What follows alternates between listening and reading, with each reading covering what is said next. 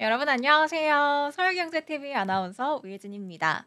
제가 오늘도 외신을 가지고 브리핑해 보려고 하는데요. 제가 그동안 배당주에 관한 내용을 주로 소개해 드렸었는데 오늘은 조금 색다른 주제를 가지고 와 봤습니다. 요즘 시장의 가장 큰 화두가 뭐예요, 여러분? 바로 트럼프의 관세죠.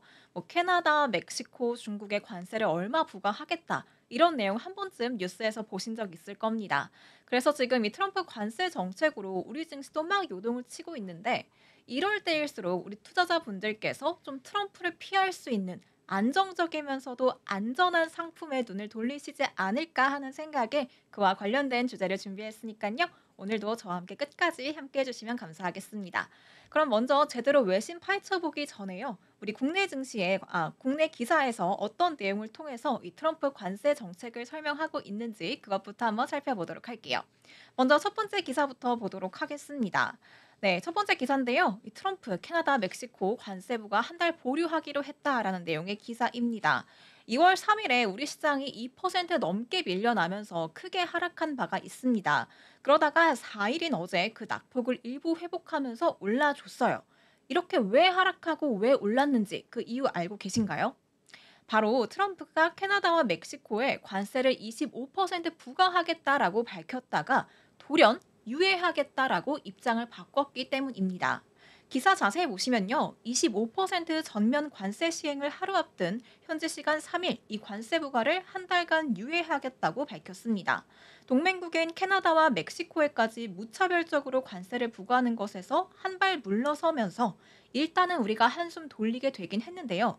이번 조치가 한시적인 데다가 또 유럽연합, 반도체, 철강 등에 대한 관세 부과 의지를 밝힌 상태이기 때문에 관세 전쟁 위기감은 계속해서 고조될 전망이라고 하네요. 무엇보다 우리나라의 수출 전선도 비상 상황이 이어질 것으로 보인다라는 마지막 말이 가장 강렬하게 와닿는 말인 것 같습니다. 이렇게 관세 전쟁을 시작했다가 조금은 물러난 트럼프가 경쟁국인 중국에는 어떤 기조를 보였는지 알고 계실까요? 다음 기사 통해서 한번 봐보도록 할게요. 여전히 강경한 모습을 보이고 있습니다. 중국에 대해서는 10% 관세를 예정대로 부과하겠다라고 밝혔어요. 미중 갈등 다시 한번 치열해질 것으로 예상이 되는데 미국이 10% 추가 관세 조치를 연기 없이 그대로 발효하자 중국에서는 반격에 나섰습니다. 당연히 당하고 있을 수만은 없겠죠. 미국산 일부 제품에 대해서 보복 관세를 발표하고 구글에 대해서 반독점 조사에 착수했다고 합니다. 그야말로 유혈 충돌에 이른 모습인데 여기서 한 가지 의문이 들지 않으세요?